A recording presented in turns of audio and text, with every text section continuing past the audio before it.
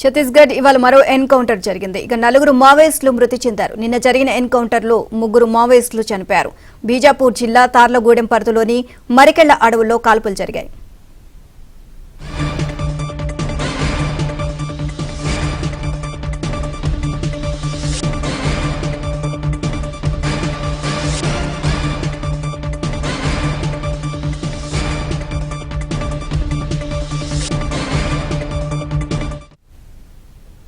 ఛత్తీస్గఢ్ లో ఇవాళ మరో ఎన్కౌంటర్ జరిగింది. నలుగురు మావోయిస్టులు మృతి చెందారు. నిన్న జరిగిన ఎన్కౌంటర్లో ముగ్గురు మావోయిస్టులు చనిపోయారు. బీజాపూర్ జిల్లా తార్లగూడెం పరిధిలో మరికెళ్ల అడవుల్లో కాల్పులు జరిగాయి.